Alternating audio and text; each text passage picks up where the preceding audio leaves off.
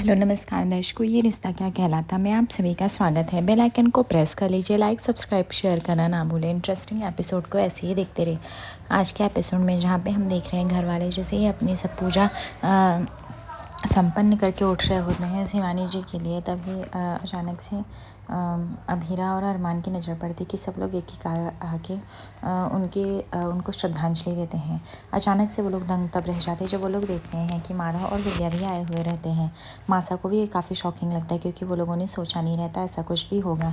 विद्या जैसे ही वो श्रद्धांजलि कर रही होती है उसकी आंखों में आंसू आ जाते हैं और वो रोने लगती है और वो लोग माफ़ी मांगने लगते हैं शिवानी से। तभी अरमान आता है, तुरंत विद्या के गले लग जाता है। विद्या बोलती, प्लीज़ बेटा मुझे माफ़ कर दे, मुझसे बहुत बड़ी गलती हो गई। ईगो में रह के मैंने कभी जाना ही नहीं कि क्या सही है क्या गलत है। तभी अरमान बोलता है, नहीं माँ, आपको माफ़ी मांगने की कोई ज़रूरत नहीं, आपने इतना क्या, मेरे लिए वही बहुत है। मासा को फाइनली इस बात से काफ़ी खुशी मिल जाती है। उनको लगता है कि उनके घर में अब सही चल रहा है। विद्या बोलती है, तू सच में उनका ही बेटा है, उनकी ही तरह ही सीधा, और तेरा दिल बहुत बड़ा है। तो सच में शिवानी जी का आरू है। मेरा भाग्य था जो मैंने तुझे पाला पोसा, लेकिन असली माँ तो वही है तेरी। अरमान बोलता है, बिल्कुल नहीं माँ, मैं आपका भी बेटा हूँ। इसे कह के अरमान विद्या को गले लगा लेता है और माधव भी एकदम इमोशनल हो जाते हैं, गले लगा लेते हैं। अभीरा भी आ जाती है साथ में। माशा और सभी घर वाले खुश हो जाते हैं। फाइनली समझो अरमान अभीरा की फैमिली कंप्लीट होते हुए दिखाई दे रही है। सब लोग यहाँ पे एकदम खुश हुए रहते हैं कि अचानक से सबकी नज़र पड़ती है एक लेडी पे, जो कि दरवाजे के पास पहुँचती है और वो नॉक करती है और वो पूछती है कि मैं घर के अंदर आ सकती हूँ क्या। सब लोग हैरान हो जाते हैं और पूछते हैं आप कौन है। वो बताती है वो वानी, यानी जिसका नाम अभी मुक्ति रखा है, उसकी मासी है। मुक्ति को भी ये काफ़ी बड़ा झटका लगता है, कैसे कैसे हो सकता है, कोई भी लेडी उठ के मासी कैसे बोल सकती है। अब हीरा तुरंत जाती है और बोलती है, और हम कैसे मान लें आप उसकी मासी हैं, और आप कुछ भी बोल देंगी तो हम मान लेंगे कि आप उसकी मासी हैं और हमें मिलने देना चाहिए। तभी मुक्ति बोलती है बोलती है मासी यानी अनीता कि मैं कुछ भी झूठ नहीं बोलती हूँ, मैं जो बोल रही हूँ सच बोल रही हूँ। मुझे पता है कि ये आपने इसको बहुत साल पहले ही गोद लिया था, जब दीदी से हमारा कोई रिश्ता नहीं था।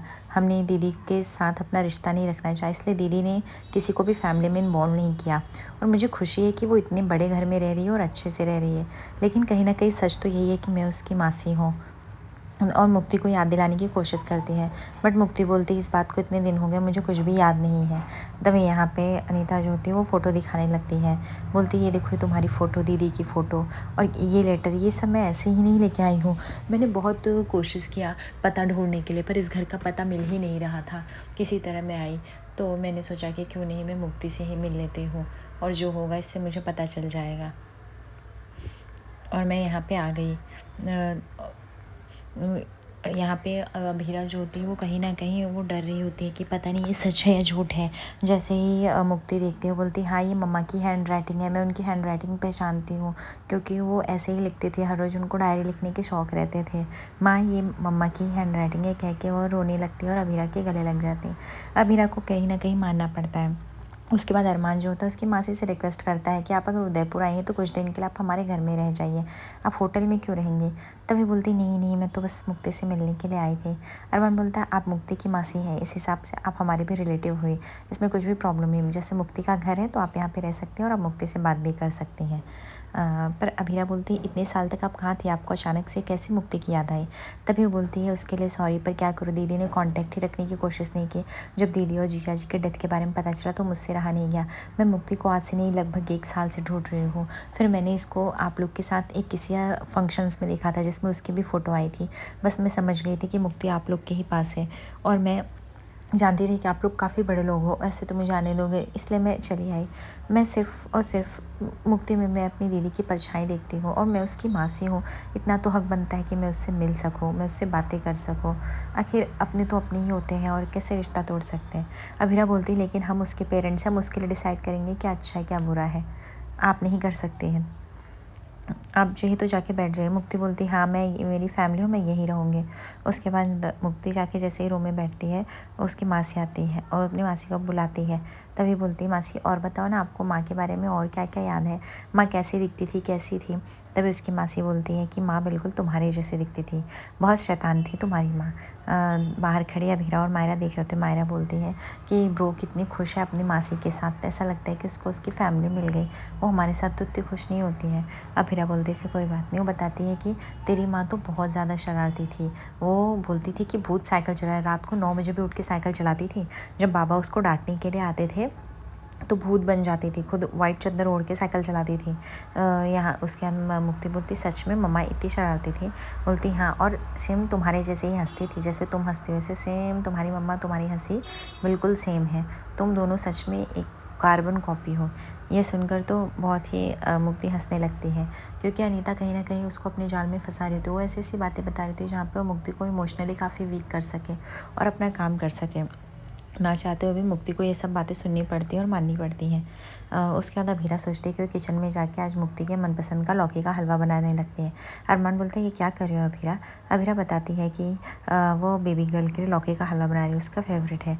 तभी अरमान बोलता है कि क्यों पर? और अभीरा तुम्हें पता भी उसकी मासी आ गई, अगर उसकी मासी उसको ले जाना चाहेंगी तो? अभीरा बोलती है अरमान ऐसे नहीं हो सकता, कोई ले जाना चाहे और मैं दे दूँगी।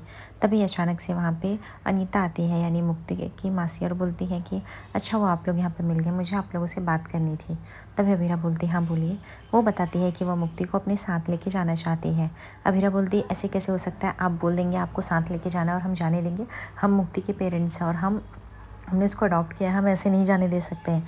तभी अनीता बोलती मुझे पता है कि आप लोगों ने बहुत संभाला है, बहुत देखभाल की है, लेकिन आप लोग को समझना पड़ेगा उसकी असली खुशी उसकी फैमिली के साथ है, जैसे जैसे मायरा की खुशी आप लोग के साथ है। और अब तक मैं नहीं मिल रही थी, तब तक आप लोगों ने रखा, अच्छी बात है।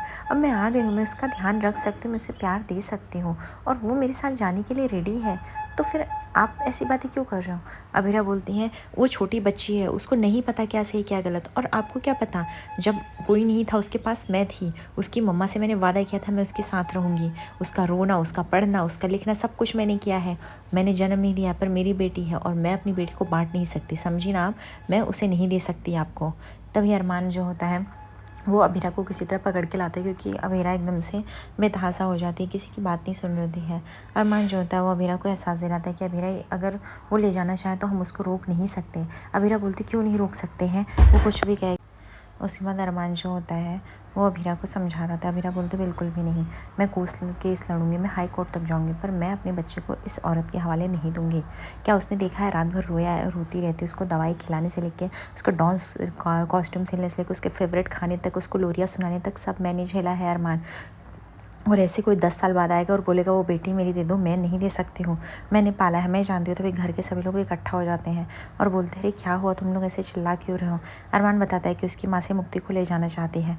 तभी मनोज बोलता है लेकिन इसमें क्या कर सकते हो, आखिर वो उसकी रियल मासी है, और अगर कोर्ट केस कर दी तुम? तभी अभीरा बोलती कोर्ट केस करेगी तो कर सकती चाचा साहब, कोर्ट केस तो हम भी कर सकते हैं और हम भी लड़ सकते हैं इस कोर्ट केस को, मैं अपनी बच्ची को बांट नहीं सकती हूँ। तभी अरमान बोलता है पर अभीरा तुम्हें सोचना पड़ेगा, तुम ऐसे कोई चीज़ नहीं उठा सकते। अगर मुक्ति ने खुद कह दिया कि वो जाना चाहती है, उसे नहीं रहना है, तब तुम क्या करोगी? तुमने सोचा भी ये चीज़ें बहुत सी हो सकती हैं जो तुम्हें अभी नहीं समझ में आ रही। तभी मासा बोलती ऐसे कैसे, उसने कह दिया तो हम जाने देंगे? नहीं बेटा, हम तुम्हारी बेटी को दूर नहीं जाने देंगे। तुम चारों की फैमिली अब जाके सजी हुई है, अब जाके तुम चारों खुशी खुशी रहने लगे हो। ऐसे कोई भी आएगा और बोलेगा कि अब उसको ये बेटी चाहिए दे दो, ऐसा पॉसिबल कभी नहीं होगा। ये बात सबको समझनी पड़ेगी। विद्या बोलती हाँ अभीरा, तो बिल्कुल भी मत घबरा, हम ऐसा कुछ भी नहीं होने देंगे। अचानक से अभीरा जो होती है वो मुक्ति के और मायरा के रूम में आती है। तभी वो देखती है कि मायरा से बहुत बड़ी गलती हो जाती है, मुक्ति के टॉप पे स्टेन लगा चुकी रहती है और अभीरा को बोलती है अगर ब्रो देखेगी ना तो बहुत गुस्सा करेगी। आपको पता है वो अपने कपड़े कैसे संभाल के रखते हैं, मैं क्या करूँ मामा, मुझे कुछ भी नहीं समझ में आ रहा है। अभीरा बोलती तुम हमेशा ऐसे कांड कर देती हो, एक काम करो, दो मैं इसको साफ़ कर देती हूँ और ये सब कपड़ों में रख दो, उसको पता भी नहीं चलेगा, और उसके लिए मैं नए कपड़े ला दूँगी। चलो अभी उसकी पैकिंग भी हो गई। तभी मायरा बोलती है वैसे तो हमें मुक्ति को ये सब बताना ही पड़ेगा ना।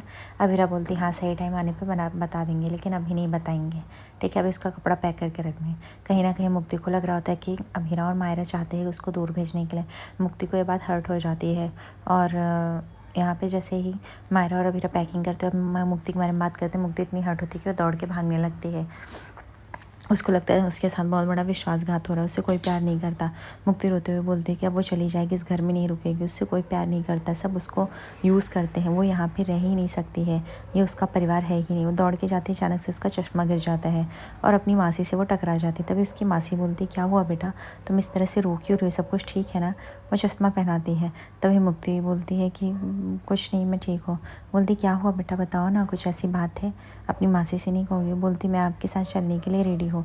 ये सुनकर उसकी मासी एकदम से खुश हो जाती है, क्योंकि वो जो करने आई रहती है, जिसके लिए उसको लगता है कि उसको 3-4 दिन लगेगा, वो एक ही दिन में काम उसका हो जाता है और वो मान भी जाती है।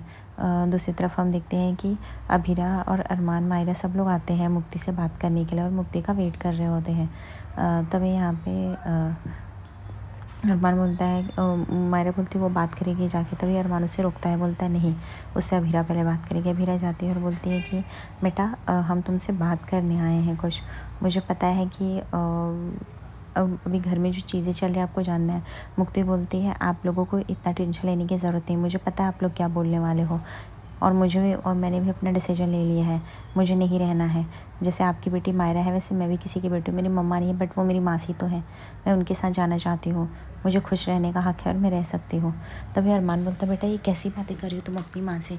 तभी मुक्ति बोलती है कि मैं सही बात कर रही हूँ अंकल उनसे, मैं कुछ भी गलत बात नहीं कर रही। दूसरी तरफ उसकी मासी जो रहती है वो कॉल लगा के अपने हस्बैंड को बता रही थी कि यहाँ पे सारा काम आसान हो जाएगा, उसने हाँ कर दिया है, बस 18 साल तक होने तक मुझे वेट करना पड़ेगा और उसके बाद हम इसकी साइन लेके सारी दीदी की जो प्रॉपर्टी है गाँव की वो सब हमारे नाम हो जाएगी, उसके बाद ये लड़की जब भाड़ में मुझसे मतलब नहीं है। तभी अरमान बोलता बेटा तुम इस तरह से बात कैसे कर सकते हो, तुम्हें पता है तुम किसके बारे में बोल रही हो, अपनी मम्मा के बारे में, अपनी मम्मा के बारे में से कैसे बोल सकते हो। मुक्ति बोलती है कि मुझे पता है आप लोग मुझे क्यों रख रहे थे, लेकिन अब बस बहुत हुआ, ब्रो को अपनी फैमिली में खुश रहने का हक है और मुझे मेरी फैमिली में खुश रहने का हक है, मैंने डिसाइड कर लिया है। तो उसकी मासी बोलती है थोड़ी सी बहकी हुई सी है, बहुत बहकाना पड़ता है, फालतू बातें करनी पड़ती हैं, लेकिन कोई नहीं, स्टार्टिंग में हम उसको झेलेंगे, उसके बाद हम उसका अकल ठिकाने लगा देंगे।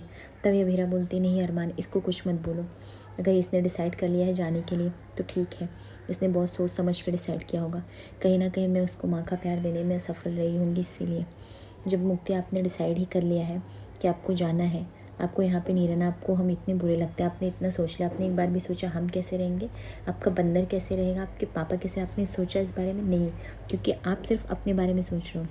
अरमान बोलता है मुक्ति एक बार सोचो तुम, अभीरा तुम्हारे लिए लड़ रही है पूरी दुनिया से और तुम कह रही हो तुम्हें यहाँ पे नहीं रहना है, और तुम अचानक से ऐसे कैसे बोल सकती हो, हमने क्या तुम्हारे लिए नहीं किया है और क्या गलत किया है। तभी मुक्ति बोलती देखिए अंकल आपने क्या किया है क्या नहीं मुझे वो नहीं पता है, पर मैं नहीं रहूँगी इधर। तभी यहाँ पे मायरा चिल्ला पड़ती कि ब्रो तू इतनी सेल्फिश कैसे हो सकती है, हमने रहा है, तुम्हारी बहन है, हमने एक साथ फैमिली बसाई है, और अब तू जाने की बात कर रही है कि तुझको यहाँ नहीं रहना है, ऐसे कैसे चलेगा। मुक्ति बोलती मैंने अपना डिसीजन ले लिया। उसके बाद वो रोती हुई वहाँ से चली जाती। अभी अरमान को बहुत बड़ा शॉकिंग लगता है। देखते हैं कि अभी एक लिप आने वाला और स्लीप में क्या इतना साल का गैप दिखने वाला है या नहीं। 18 साल के बाद जहाँ पे मायरा अपनी फियांसे के साथ सबको इंट्रोड्यूस कराती है और अरमान अभीरा को बताती है कि वो शादी करना चाहती है। ये सुनकर सबको बहुत ही बड़ा झटका लगता है कि आखिर ये कैसे हो सकता है। आगे एपिसोड पर बने दर्शकों लाइक और सब्सक्राइब करिए। धन्यवाद।